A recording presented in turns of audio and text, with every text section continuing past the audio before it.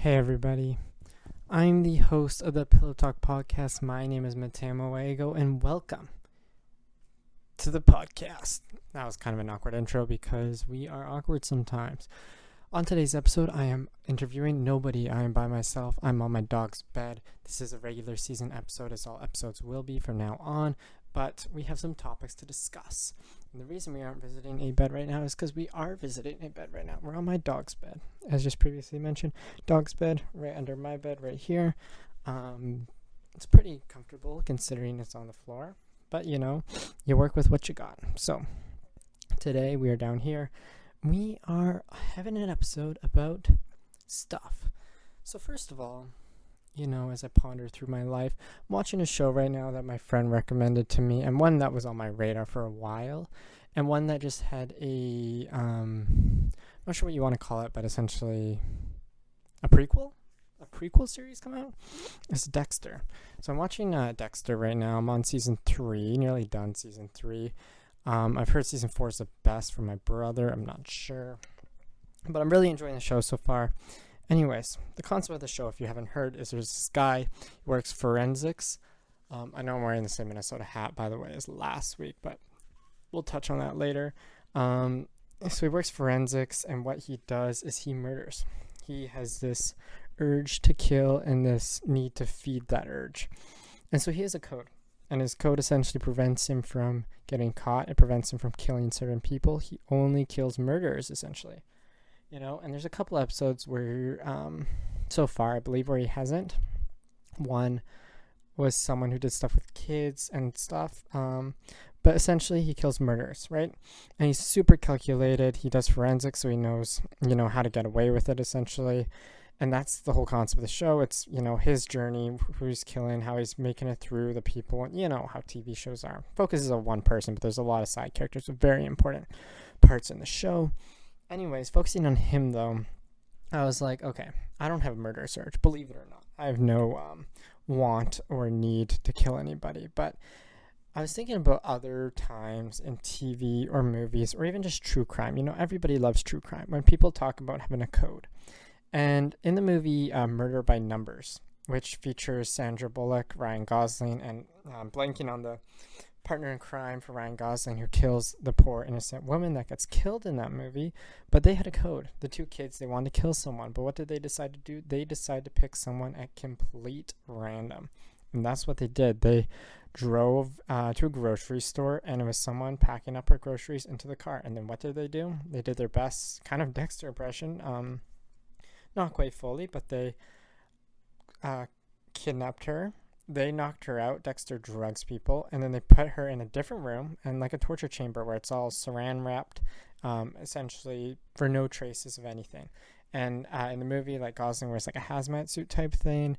Dexter doesn't. He just has gloves and stuff. But the whole goal was no evidence. Now, of course, there was evidence left in the movie. That's the whole point in Murder by Numbers, is that Sandra Bullock and her detective partner are coming on to the idea that these two high schoolers did murder this random woman, but they had a code, and I don't agree with it, to be very clear, of someone random having to suffer the consequences of someone's urge and need to kill. In fact, nobody, but Dexter has the code of they have to be murderers, and I feel like everyone has a code to some extent. Now, obviously not killing people, but a lot of people probably have certain things that they would beat people up for, certain things they would hurt people for, and the level and extent of that pain you don't know, and what causes that you don't know. But I was thinking for myself, put myself in Dexter's shoes. Let's say me, or let's say you has this urge, this unquenchable thirst for blood, and again, it's hard to put yourself in that shoes, if you haven't thought about it before. But let's do a little exercise and think about it for a second. If it was you, what would your code be? Now, for me, my code, I think it would have to be personal, but not personal to a big extent. What I mean is, for me, it would have to be more friends-based. I think, I'm not saying my friends are the targets, but I'm saying people who hurt my friends, For me, I've never really worried too much about anyone that's personal with me, it's never been a concern of mine. But when people are personal towards my friends, it is a concern. And I hold grudges and I remember. So, once you cross that line with me, you're done. And I know some people think people change, and that's always a big question. Do people change? I think there's certain types of actions that people do not change from. So, for example, let's say someone is really weird to one of your friends or something, or does some behavior that really is just not tolerable, and it's stuff that makes people uncomfortable or stuff that hurts people. I don't think someone like that is generally going to change. They're going to get better at hiding it, maybe. They're going to do that to less people, maybe. But I don't think they're going to change in the fact that they're capable of doing that. So for me, once that trust is broken, you're done. So I think that would have to be it for me personally. And I think, it makes the most sense to me that I'm not going after people I don't know. And I'm not going for people that just, offended or hurt me. But I'm going after people that have, harassed my friends or whatever.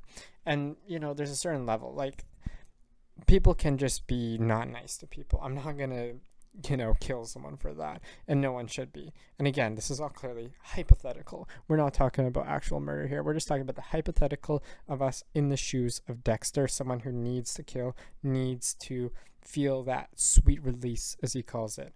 And I think that would have to be my code, and I'm not getting into his code. He has a lot of rules for like how you do it to not get caught, essentially. As soon as someone recognizes you, you're out of there. As soon as blah, blah, blah, blah, blah.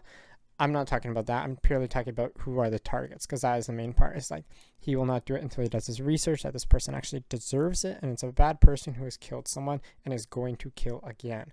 That is kind of the code. And for me, it's, if I was Dexter, I would be like, okay, this is someone who has done a bad act, and I think they will do another bad act to someone I care about. I think that's the route you would have to go, at least me personally. I would understand other people. There was a guy in, I believe, Alaska who did that. He was sexually assaulted as a kid, and then 30 years later, whatever, he went through like the registry because, they're public, and he went and killed, broke and entered into a lot of houses and killed the people in the registry. And I believe he did his research. I'm not as sure about that, but it's like people with crimes against kids, I believe, was the thing. And, he did go to prison for that, obviously. I mean, he did kill people. That is illegal. But, there's always that kind of debate and that kind of scenario where it's like, who are you taking off the planet? Is that bad people that deserve that? Mm-hmm. And I could never put myself in a position where I'm making that kind of decision. But I'm just saying, if I had to be, if there was something in me that I couldn't control, absolutely could not control, and, there's not a safe place for me to just like, not deal with that, I would have to be, for me, someone that, people that did stuff personally to my friends, that's the only time, I could rip someone's head off. Besides that, I really don't feel like there's a scenario that makes logical sense from that standpoint. And I understand that, you have to put in your mind that it's that unquenchable thirst to kill. And I just don't, I just can't picture that. So for me, I think it would have to be that, because that's most likely what I relate to now. Like, that's the only time, I'm going to, stand up for people or whatever. Not that I wouldn't stand up for people in other scenarios, I would, but I'm talking about like stand up, like a little more than just saying something, is only in those scenarios. So that's the only, if we're going to the extremes of it, that's the only extreme, only place I can take an extreme direction from, because it's the only place already a little bit rooted in my mind. Now, the show itself is good. I have some major complaints. I think the sister is beyond annoying. Her name's Deborah, and she is just like so annoying. Every single scene, I'm just like, please swap the scene. And she has some good moments, don't get me wrong, where I'm like, okay, you're a good person, but that doesn't change the fact that she's beyond annoying. And, I don't understand if that was her role. I assume it was her role, like from a TV show writer standpoint, for her to be annoying, because I can't really see how you interpret her as not annoying most of the time. So that's like my one kind of complaint. But I get why she is the way she is, and I like, logically you follow the behavior with her upbringing and stuff, but it's kind of annoying sometimes, like a lot of the time, when someone can't shut their mouth, someone talks too loud. And I'm not talking about talking too loud, but like important stuff talking too loud, and that's just her, which is, it's her character. Obviously this is just a TV show, but I'm just saying, it's annoying. And a lot of the people are kind of scary, and it's not the murderers that are the scary ones, it's the other people. And Rita is a saint. Thus far, Rita is a saint. I will say that. Moving on, though, from a TV show to another TV show is the new Squid Game came out. I haven't actually seen it yet. I watched the first one, not dubbed. I watched it in the original language of its creation because I think that is just simply better for this kind of show to watch. I feel like dubbing might take away some of the impact or some of the, I don't know, because there is that language barrier. You do lose words, you do add words, you do change sayings and stuff, and I want to keep it original, so I'll take the subtitles for it and just, intensely watch it, because sometimes I don't intensely watch shows because I like to be doing work while I watch shows, but nowadays, if I'm doing work while I'm watching a show, it tends to be something I've watched a couple times, like Community or Brooklyn Nine-Nine, where I can really just put it in the background and just, like, chill out. I can watch it occasionally, but it's there, and it's not like I'm locked in, focused on it. Unlike any time I'm watching a new show where, unless it's, like, not my favorite show, but I prefer to like the shows I watch, but I still tend to like, play a game, do some homework or whatever while I am watching any show, because I think it's more productive to be able to do both of those things.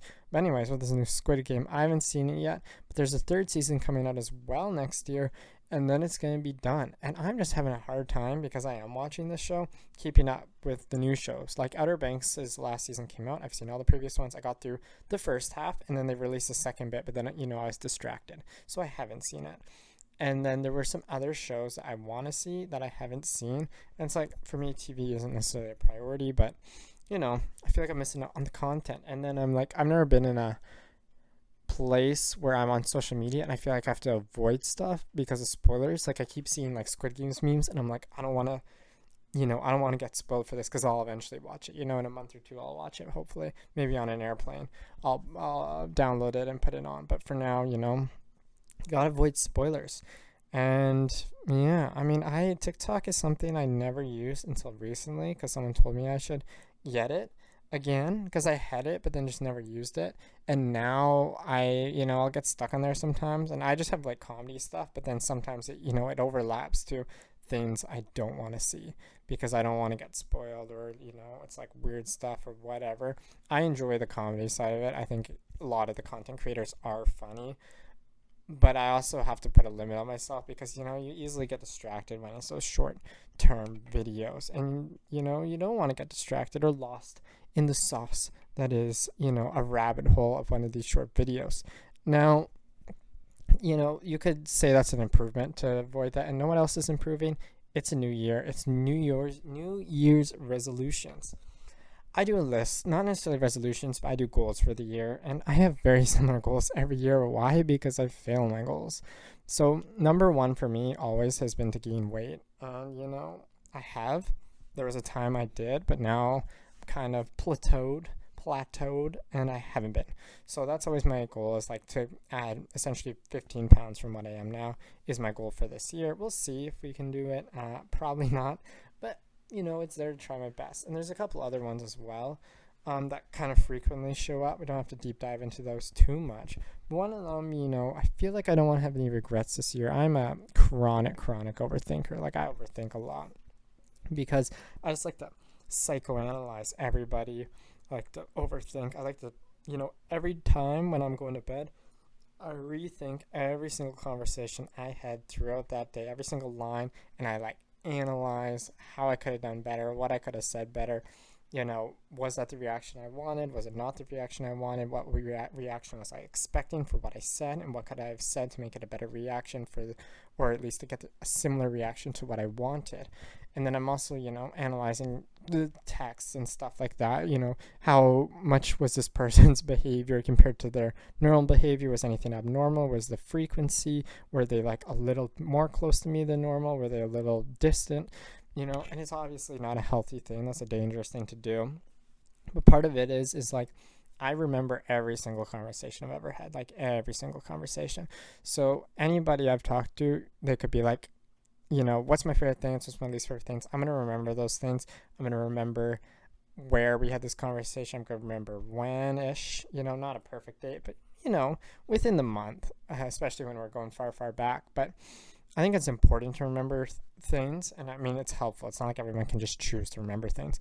But as I get older, I notice my memory fading a little bit in that aspect, because I used to always have perfect conversation memory, And now I'm like, did we talk about that? But I also worry that's like I'm just zoned out some of the time, overthinking and zoned out. Before I wouldn't be, but now, sometimes I am.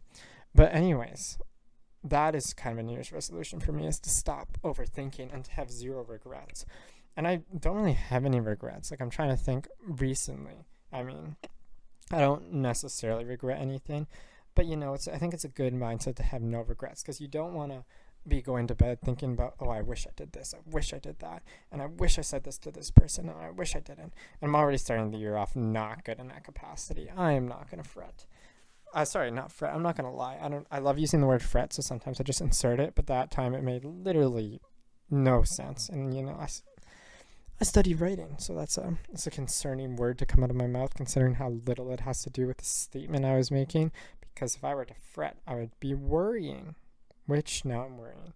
Anyways, that's something I want to stop, is chronic overthinking. Another one is more of a fun thing. Like, these are goals. These are not resolutions. Like, a New Year's resolution is not necessarily to go on a trip, but I do want to go on 2 or 3. I think that'd be really fun, because I want to experience parts of the world. I want to experience stuff with friends and family, and it's nice from the day to day to have something to look forward to. And I think that's so important, is to have something to look forward to, because you don't want to live a day of your life not having something to look forward to. Because when you do, you have something you're working towards. You have a goal. You have like, okay, I need to do this by this date. I need to, get this much money. I need to get that 6-pack for the beach. It's good motivation.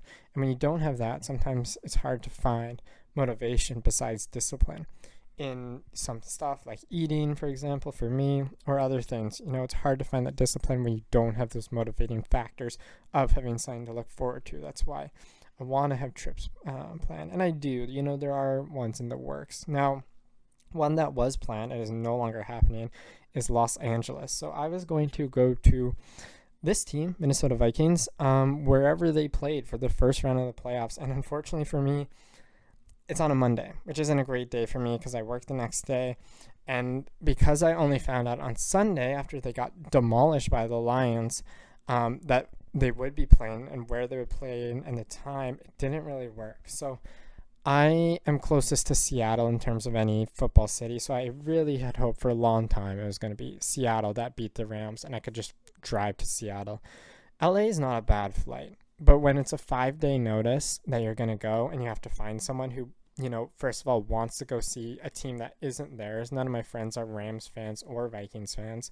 So you're trying to convince someone who doesn't like the team to come down 5-day notice to go to LA. It's tough, and that's totally understandable that it's tough. And that is why there's trips being planned months in advance and not 5 days in advance, because I didn't know. Because up until then, I thought it was Tampa and I thought it was a possibility, but I am West Coast, so LA is a possibility, but it just doesn't work out sometimes with the time and, the people. So you move on from it. And I still will be supporting the Vikings. I was able to go see their game in Seattle, which was one of the greatest experiences of my life, honestly. I'd never been to a football game. I only got into football this year. And a big reason I got into football was because of fantasy football. I am, top 1% in fantasy hockey, but I expanded this year. For the first time, I tried a different sport, and I was like, okay, I've never watched a football game other than the Super Bowl coming into this year, but I want to learn. So in the summer, I learned. I read all these expert stuff, and then I realized these experts don't know crap, because I was like, wait a second, the hockey experts know nothing. These football experts are not going to know nothing either. So I did mock drafts, and I was doing mock drafts every day. And I was trying to understand the game, because I didn't even understand like what receptions were in terms of scoring, that there was PPR. I thought it was like points per round originally. I was like, okay, half of it is just our pure points and then averages, because football players get injured so much. And again, I didn't even understand how much they got injured until they started playing, and week 1, half my team was down. But I was pretty successful. I did 12 teams. And so before the season, I researched. As I said, I researched, and I got a grasp. Like, okay, there's wide receiver 1s on the team, and then 2s, and then 3s. And I did a big depth chart, and I didn't know the name of more than 15 players. And if they were non-quarterbacks, I'm sorry, I knew less than 5. But I had picked the Vikings when I was a kid randomly. So I was like, going into this year, Vikings fan, okay, I'm locked and loaded, and I love the Vikings. And I know it's a winning season, but they have a lot of great players I really, really like, and a lot of reasons. I love the colors, purple and yellow, purple specifically, one of my very favorites, so that's a big reason. But Justin Jefferson was my favorite player anyways, so it just worked out. Anyways, going back to the fantasy football thing, I created my own ranking. So, I consolidated a couple websites, a couple like experts, and I really was analyzing based on numbers last year, based on, player movement, what teams are they on and stuff. And there's certain concepts I didn't get, how much you pass when you're a worse team, how much you run when you're a better team. Stuff is like O-line stuff. The only consideration I had for wide receivers was what's the competition and who's the quarterback. The only thing for running back was how good is their backup, their handcuff. So that was my mistake, I think, in some of my rankings, although I performed quite well considering I never watched football. I didn't know any of these players coming in. And by the end of drafting, I had memorized, I could name 200 players off the top of my head just involved on offense, just for fantasy purposes. Most teams... Well, actually, all teams, a tight end, and then, but you're only going through 16 tight ends in a standard league. Most people don't do backup tight ends, so they're streaming, and then 2 wide receivers per team and a running back and some handcuffs. And my strategy was pretty good for the draft. I had it pretty on lock. My major mistake was there were certain players coming in that I wanted, and I didn't go for them hard enough. I took the ADP instead of them, and that's something I do in hockey too sometimes because the name value. And I'll give an example. I was on the mindset of waiting for a quarterback. My quarterback this year, Jaden Daniels, that was who I was going to get. That's who I wanted. I was like, at that ADP, he is worth it. A lot of times I jumped on Josh Allen, and I jumped on him because he dropped to the 4th round, and it felt right because all the good wide receivers were gone. So I grabbed Josh Allen. And I had him in a couple leagues, and it's not like Josh Allen was bad. I think he was, QB2 on the year. But Daniels was QB3, and I could have got a much better flex player higher. So, that was my mistake. But all in all, I played 12 leagues. I won 2, including my biggest league. I came second in another, third in 1 or 2, and then a bunch of 4th and 5th. And the smallest amount was 8. There was one that had 8, but everyone else had 10 or 12, and one of them even had 18. I was in an 18-team league, and I tied the record for playoffs, but it's one of the few I didn't make playoffs, which is, frustrating because I had a good team. It was just an injured team. And one team I did nearly make playoffs in, as in if I had won one game where I lost to the Brock Purdy fumble against the 49ers. That game, I was winning, he fumbled the ball, and I lost. The thing is, if I had won that, I would have made the playoffs, and I was missing my 1st-round pick, McCaffrey, my 2nd-round pick, Nakua, and, I had no Godwin left. Godwin was also on that team, and there's someone else major. I had Nick Chubb on the team because I made the mistake of drafting Nick Chubb a couple times just for the IR spot, because, again, I didn't realize how much players would get injured and how much I would need to fill those spots. But regardless, my team was demolished, and I nearly scratched and clawed my way into the playoffs. Now, there were certain players on my radar that I hit with. I'll name a couple quickly. For tight ends, Brock Bowers was my number 1 tight end. I wanted, in terms of ADP, I wanted him a lot, so I got him a lot. My mistake was getting a lot of Dalton Kincaid. And Dalton Kincaid was around 60 to 65 ADP, so... depends, if it was 10 or 12 teams, but I'm getting him in round 5 or 6-ish, And I drafted him a couple times because he fell to a spot, and I was like, I want to get a good tight end. But I didn't realize tight end wise that you could, wait on the tight end a little bit, and you would still get them. But I wanted Brock Bowers, so I got Brock Bowers, in a good 3 or 4 leagues, and I think I did very successful in all of them. The other player was James Cook. So James Cook was a 42 ADP. I drafted Cook in 7 of 12 of my leagues. He was always on my swing. I plan to always be at the end of the draft. I think it's better to be in a quote-unquote worse position, but I was always at the start, which is a bit frustrating. I kept having the 1st overall pick, and I kept not picking McCaffrey. I went against consensus, and I kept picking Lamb. And looking back at it, considering the top 3 options, I kind of picked the best option. McCaffrey was out essentially all season. Tyreek Hill, a little grumpy, not playing well, kind of invisible most of the season. So I think I made the right decision based on the fact that it seemed like it was a very clear top 3. Obviously, I wish I just picked Chase. I wish I picked Jefferson, one of them, or Barkley, or, whoever. But Barkley was going at the swing for most of my drafts. And people are going to say, oh, that's not competitive. It was across the board, and I'm not playing at a high level like I am at hockey, but I'm still playing with some good people. And Barkley most times was like the 10th or 11th pick. So I think it's a bit, if people are like, oh, casual league, Breece Hall was consistently going 4th and at worst 6th, 7th, and Bijan Robinson, same thing, was guaranteed top 8. So I think it's, a little annoying. People are like, oh, casual, then pick Barkley.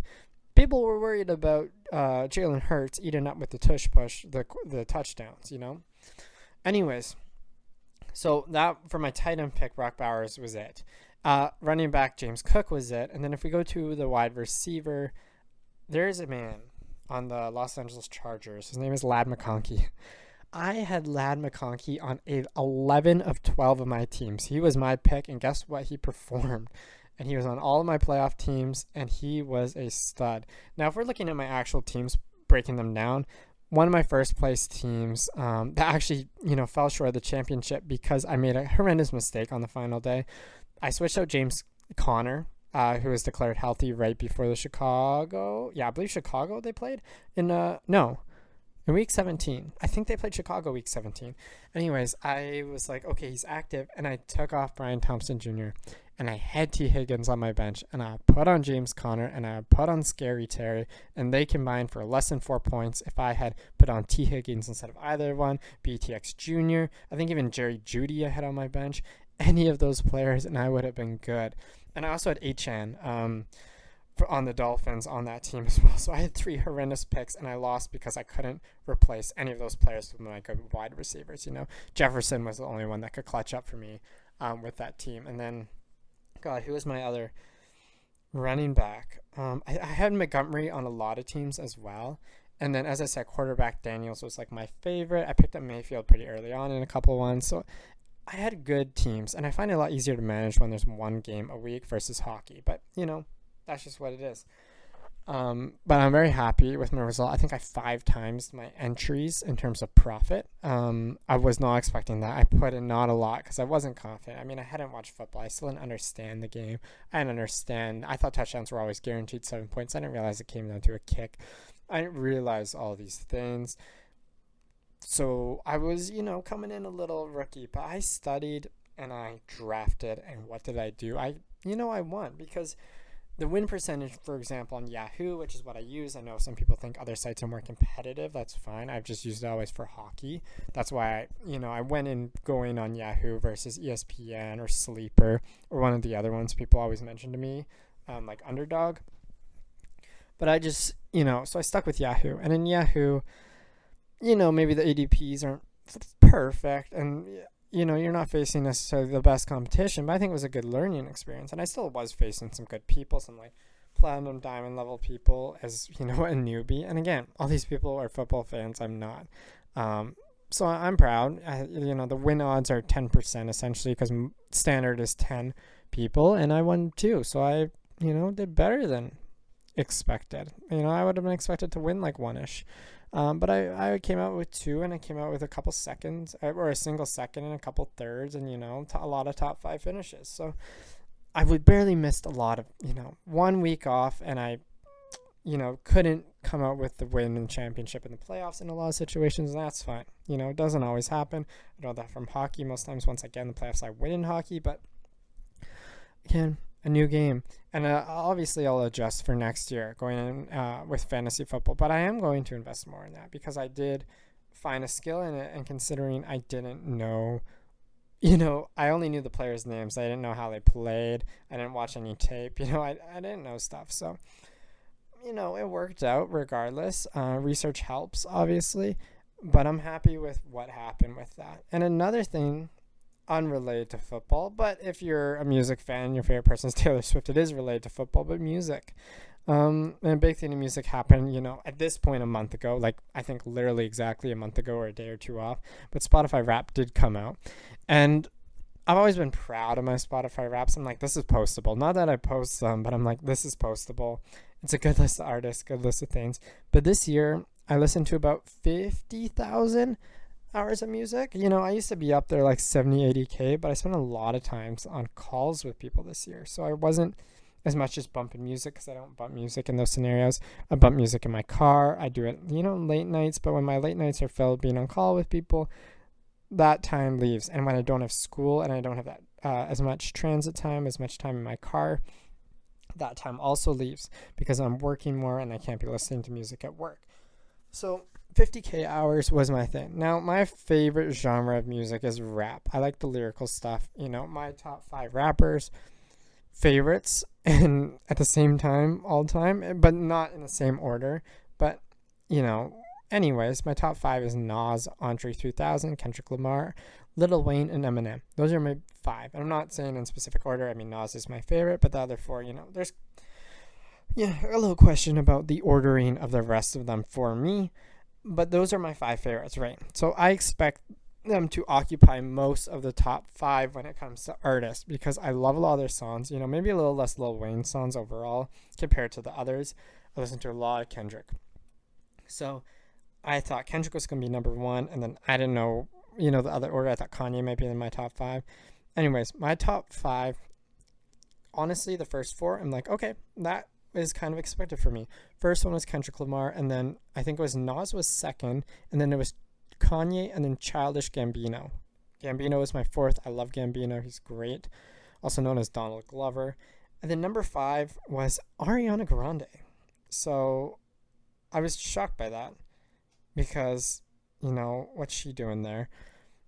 Because she came out with the album, though. That is what happened. At the start of the year, she came out with the album, and that might be my favorite Ariana album in terms of just playing it on repeat late nights, but I don't listen to a lot of her music, and I didn't for the last 9 months of the year, so I'm shocked that she had that much impact that early.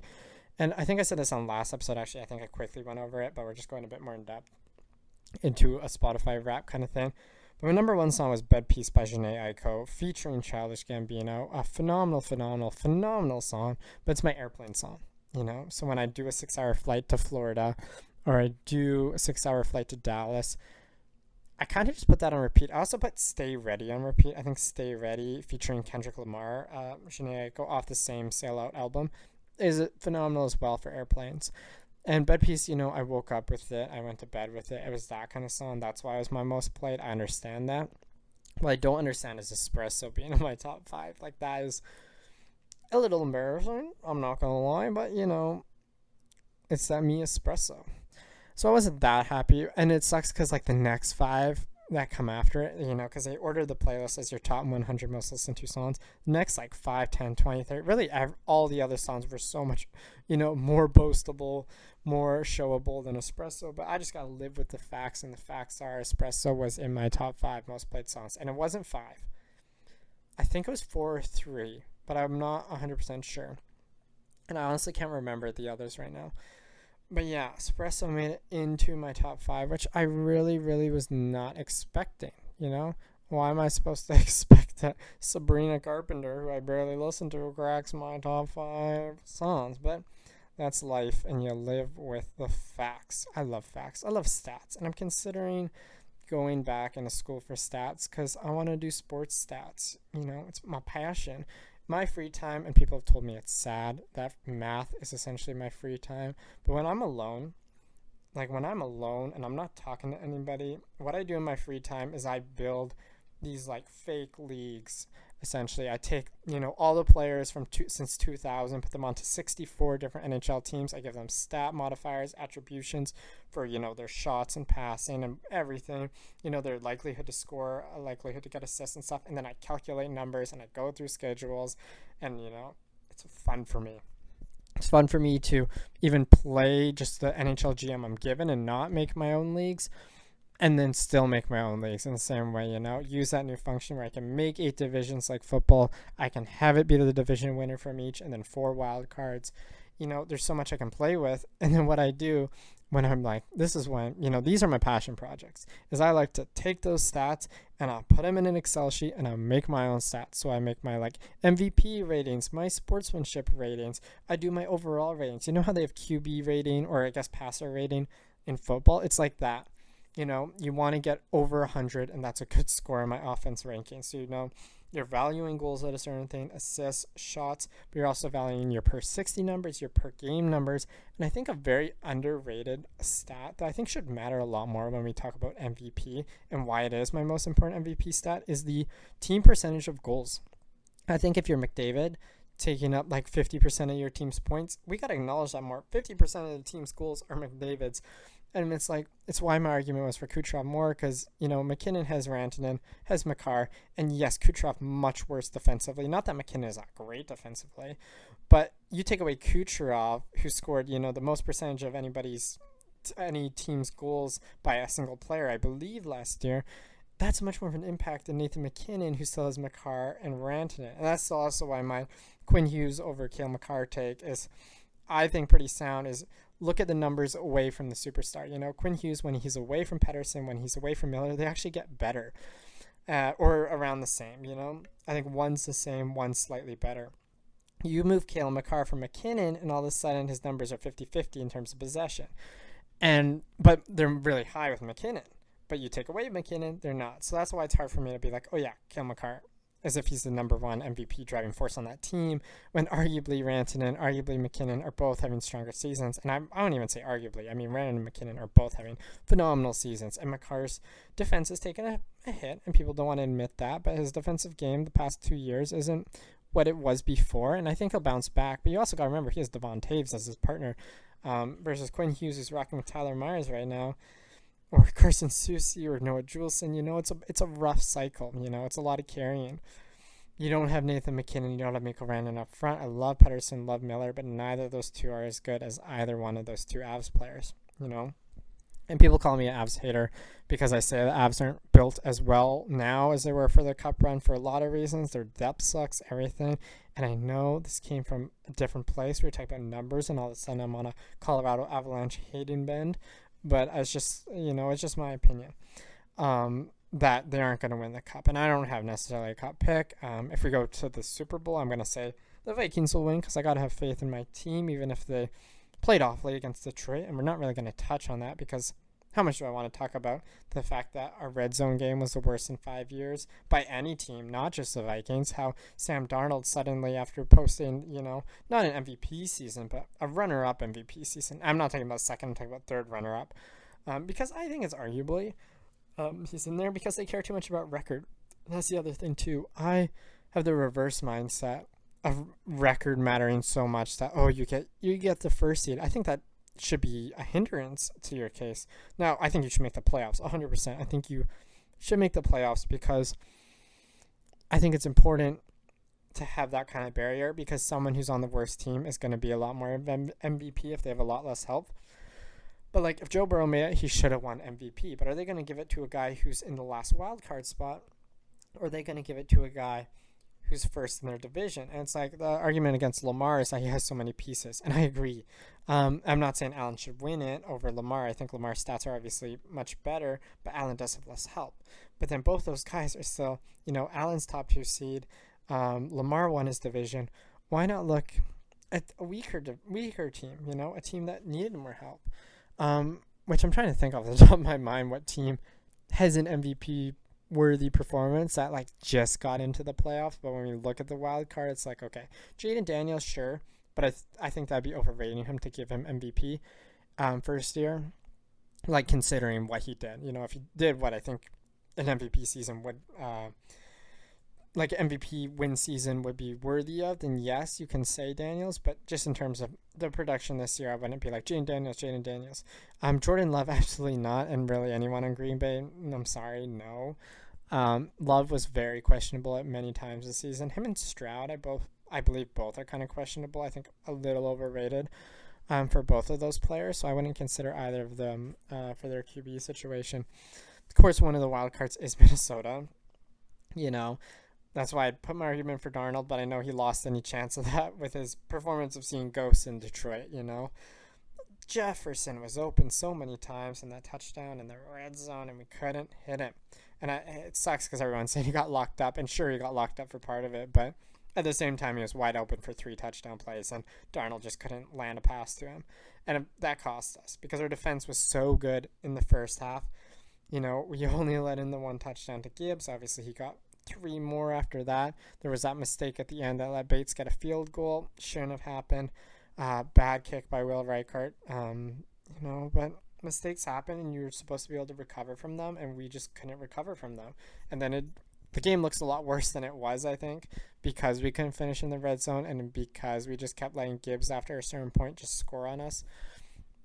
But it is what it is, and I hope, Rams are a scary team to me because they're healthy, because now they have the longest win streak after we lost. We could have been 10 strong into the playoffs, first seed by facing, whatever team in the second round. Instead, we're facing, I guess Rams did lose last week, so they're no longer on a win streak because they rested their starters because they don't care who they play, and they're the one team that beat us. And yes, that was 5 days after a Detroit game, and yes, there was that very, very, very controversial because, it was a non-call that led to them winning the game on the face mask and Darnold. And, you can argue whether the drive or not would have made it. Darnold's been one of the most clutch players this year, minus that Detroit game. So, with the penalty, could they easily make it up on one big Addison or Jefferson play?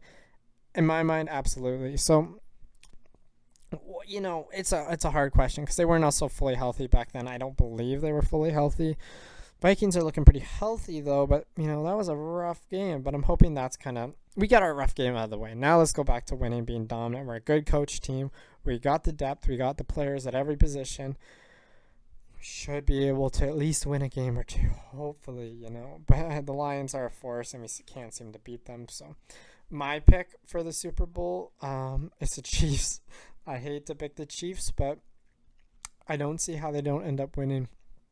How are these people like Allen and Lamar Jackson going to finally beat Mahomes when Mahomes' team is phenomenal this year in terms of their winning record, not looking at the individual stats such as, point differential and how egregiously low that is compared to some other teams and compared to the history in terms of how successful the Chiefs were compared to other teams in history in terms of their winning record compared to their other stats, No games with over 30 points.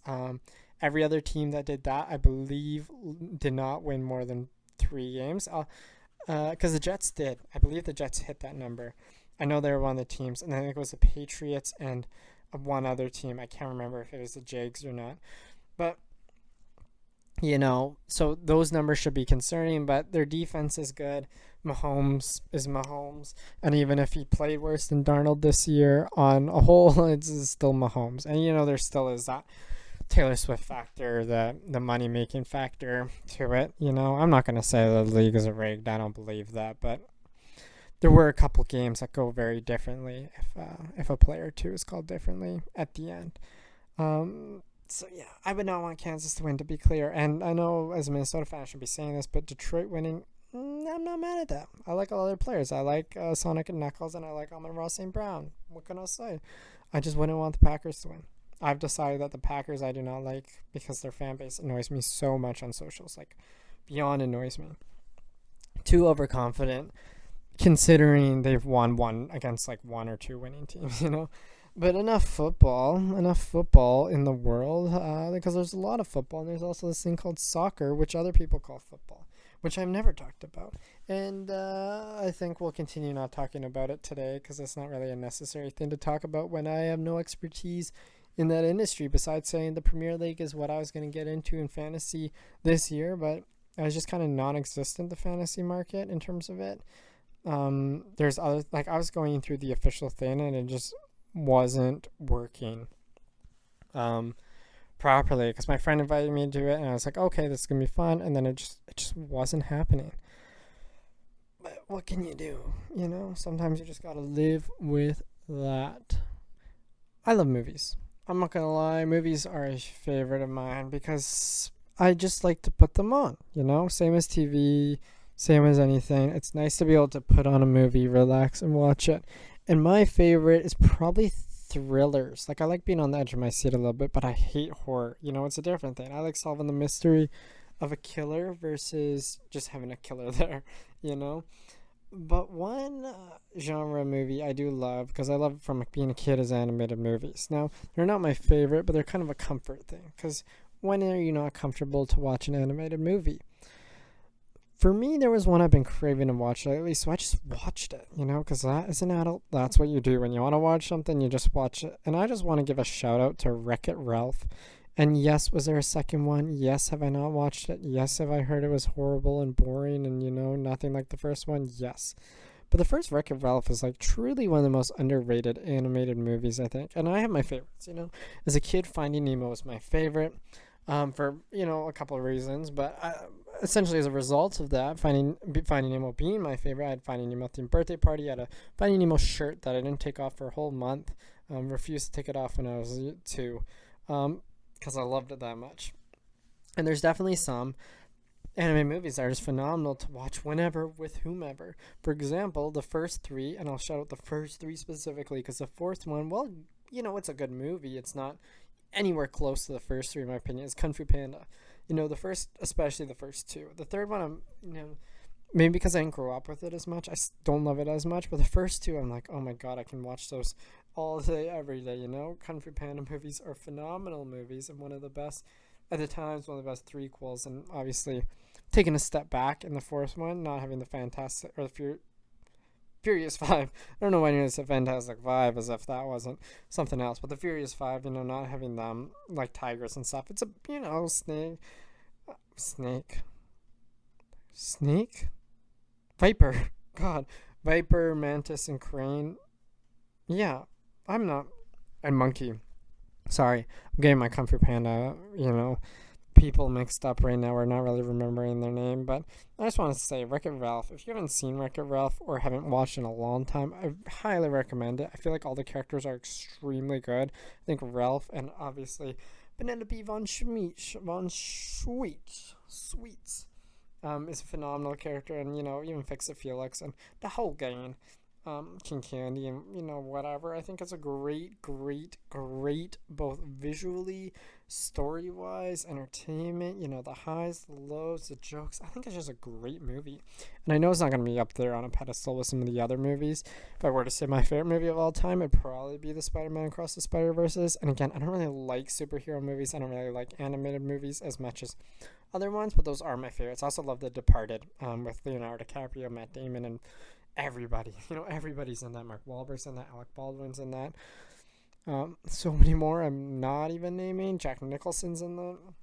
That's a stat cast. Or, Shutter Island. Really a lot of Leonardo DiCaprio movies kind of hit that. A lot of Ryan Gosling ones. Crazy Stupid Love, in terms of, I guess, a rom-com.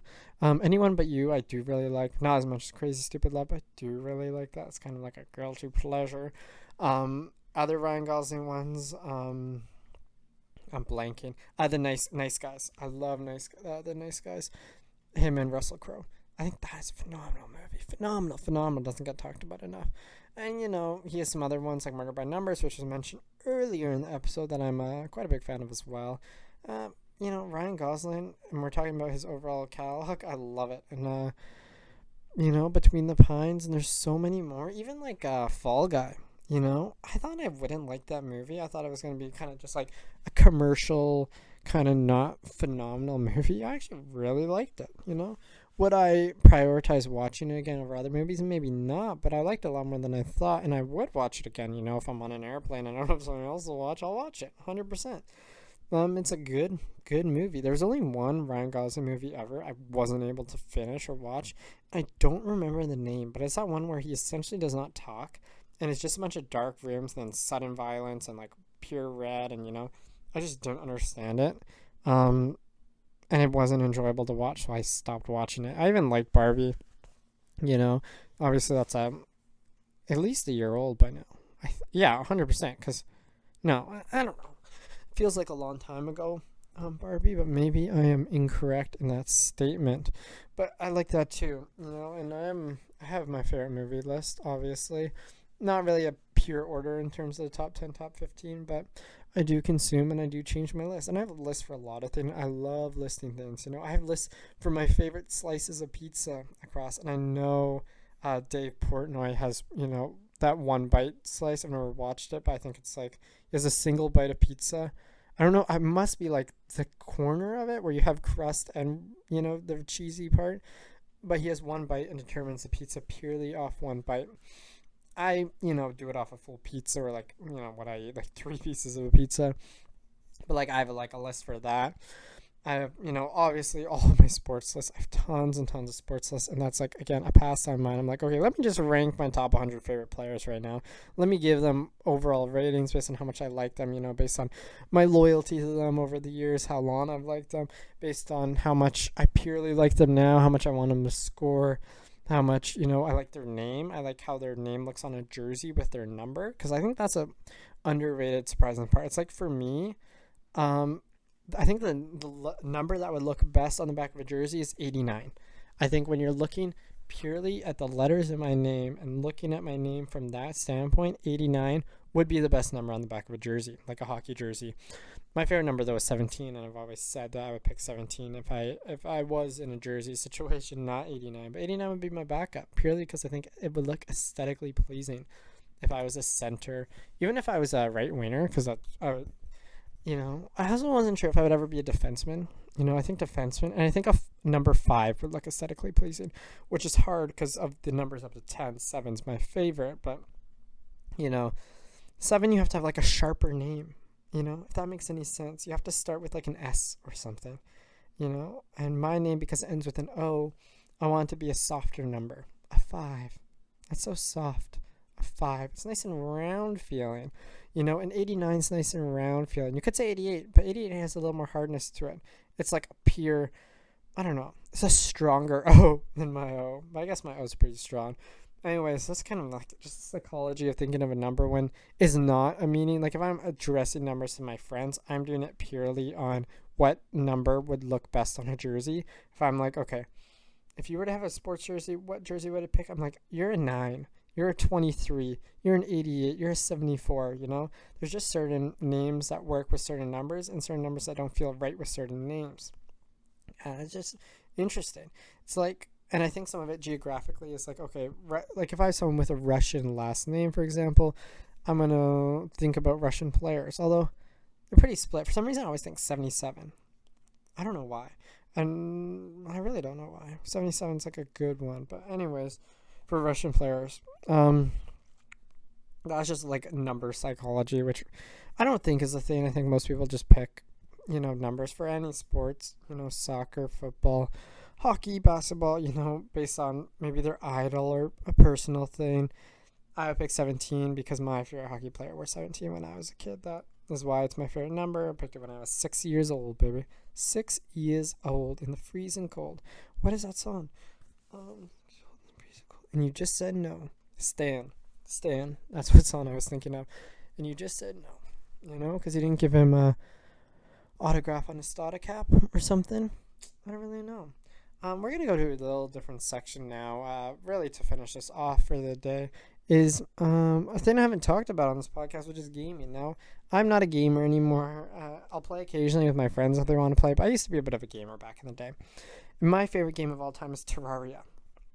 I think 100%, and I'm ignoring sports games because that's the only thing I play currently is sometimes sports games, but it's for statistical reasons. It's not the actual game itself. I'm not playing the actual game. I'm not trying to score goals. I'm trying to do statistics. So I don't know if I necessarily count that in the same department as an actual game, But in terms of my all-time favorite, my favorite game is Terraria. I have over 1,000 hours on that game, from when I was a kid, which is a 2D Minecraft, essentially, with a lot more going on. There's over 3,000 items, tons of bosses. It's a lot harder, and you can be a lot more creative because of what they have, and I like that. But I haven't played it, in a couple of years, because I haven't really played any games in a couple of years. But recently I've been playing Minecraft a bit with one of my friends, and Minecraft is number 2, to be clear. I love the creativity both of those games offer. My other favorite is The Legend of Zelda, Breath of the Wild, and Pokemon. The hard thing with Pokemon, it's like, there's so many Pokemon games, I can't just be like, Pokemon. I have to pick one. So I pick Pokemon Platinum. That's hard, actually. I don't know what I can put behind or in front of Pokemon, because Pokemon games meant so much to me, and the franchise was one of my big interests for a long time. But regardless, Terraria and Minecraft are the other ones besides Pokemon. Legend of Zelda is underneath all of these 3 that I mentioned. I love Minecraft. I think it's great. I think the creativity, but it's fun playing, on my phone. I hate playing on my phone, but it's been enjoyable. I like the computer. I like the control a computer has in terms of controls, like literally controls, in terms of the different buttons you can click and how easy it is to do stuff. I find that mobile sometimes isn't necessarily it's more accessible, but less accessible at the same time, where you can't do a lot of things, as simply, such as building and whatnot. It's not as easy just to look around.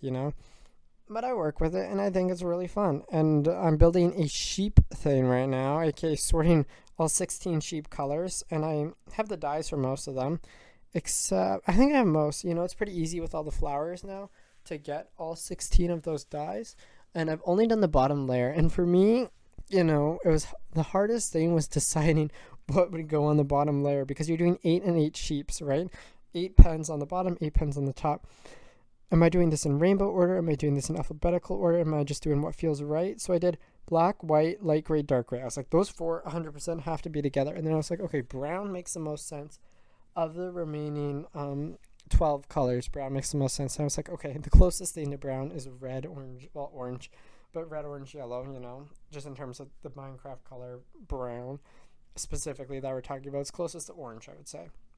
So then I did red, orange, yellow, and then on the top, it's going to be your light green, cactus green, light blue, blue, purple, magenta, pink, and cyan. Those are your 8 up top. So I'm like, okay, is that the most ideal way to do it? I don't know. But anyways, that's how I started through for that. But, it's a game that, and same with Terraria, we can kind of go back anytime, and it's fun to play with people who, have played in the past but haven't really played a ton. As someone who's, played the game. Now, I don't know the new stuff, and it's kind of hard to catch up with some of the new gimmicks, new mechanics, new mobs and new things to explore. Like, there's stuff in the caves I have no concept of. I'm like, I've found this axolotl in, like, this amethyst cave, but what does any of this mean? And it bugs me that axolotls kill fish in the game, which, makes sense. I had 2 pet axolotls, actually. One pink one, which is a Lewis stick. That's, like, the classic one people think of, even though the regular one is a black one. And a golden albino one, which is in the game as yellow. I actually don't know what the name is. I assume golden, but they're yellow looking in the game.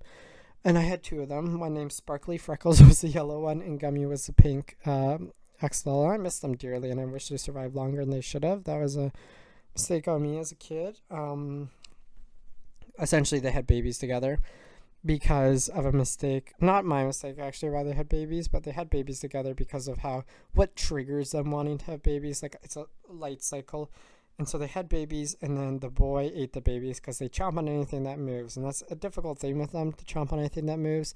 And they never chomped on each other. But once you started getting the taste for the youngins, I guess, went after her. And from there, it was very, very hard to see and to watch, because loved her very much. She was mine. The boy was my brother's. But anyways, back to the game. It is frustrating that axolotls do kill fish, because you want to make a big fish tank, and then all of a sudden all the tropical fish are dead, which I think is the most underrated thing Minecraft has had, is tropical fish, and the extent. As someone who loves tropical fish, and I will talk about that more another time in depth, because tropical fish I just love, and one of my huge passions in life for a long time.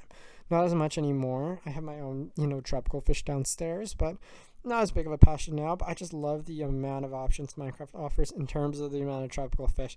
And I know you can't pick it from a creative standpoint, but it's fun to go out and survive and collect them when it's all these different ones. My other complaint, is the dungeons just suck, like water dungeons. What is the point? You get sponges, Do you even get sponges? I don't know. I was exploring one, and I was like, what is the point of this? There's not, you get the blocks for decor. But I'm focusing on wood. I'm building, a jungle tree house with those, when you put 4 saplings together, and it makes a big tree. And then I built this sheep pen, a really nice sheep pen in a barn. That is 2 floors, open pens on to the outside, but the front is closed in. And then my friend, she's building the house, and she built the horse stables, and now it's chicken coops on the way. I built a farm as well, and it's just fun to do all this, and not focus on the survival part, because for me in Minecraft, that's not the point. I used to auto fish when auto fishing was allowed. It's no longer in the game, but I would set up an auto fishing thing, leave it on overnight, leave it on when I'm at school, come back, I would have all this XP, I have all this stuff, I would get all these books. I would fortune my diamond pickaxe, or I would fortune a fortune and diamond pickaxe. I would get my diamonds from, rarely a village, but mostly a shipwreck. And then I would I would mine, never break the diamonds. Once I could put fortune on the pickaxe, I put fortune on the pickaxe. I would then break the diamonds finally, and I would just get god armor, mending on everything. I was maxed out within like a couple days, and then I would build, because building for me is the most fun part. I think I'm a good builder creatively. I think the randomization of pieces and small pieces, such as trapdoors and buttons, and where you put slabs, where you don't put slabs, where you put pathways, not to be exact with things, but to have a little bit of actual structure to make it seem a little more natural than just like cut and dry cubes and squares. And I enjoy that part of it. It is my favorite part. So I do enjoy going back to the game and being able to experience that again, which I haven't in 2-3 years, maybe 4 or 5, honestly, since I last actually played Minecraft.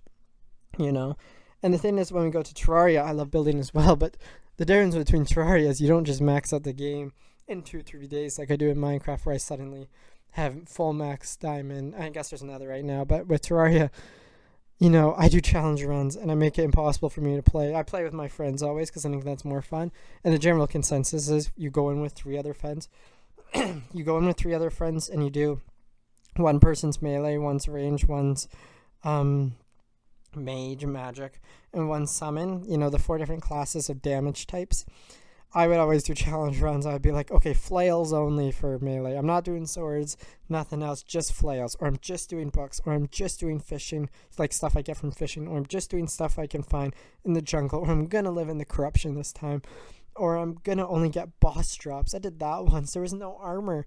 I wasn't surviving, and I was trying to get to the twins or the destroyer just to get some bars to be able to use to make armor, because that was essentially it for me up until that point. And modded Terraria, again, once you add Calamity, there's more in Calamity than there is in the entire game of Minecraft, which is why I like it for the options. But Minecraft, it's more relaxing. I feel very relaxed when I play. Even in the boss fights, they're not that difficult, so I enjoy it, and it's fun to go back and just have a relaxing time and a fun experience it with someone new that you haven't played through the game with 10 times. But yeah, video games, aren't a big part of my life anymore, but I think it's fun. And as I say, when I'm bored, previously I said I go do numbers, and that's what I do. But if I'm with a friend, I'll play Minecraft, and I'll play games, and I'll do other stuff. But on my own time, I like my numbers. Anyways, that is going to cap off this week 5, where I'm on a dog bed and I'm alone. But this is still the Pillowtalk Podcast, and I am still your host, Mateo Moego, and I still hope that you will tune in next week for another listen. So thank you very much for watching, and stay tuned.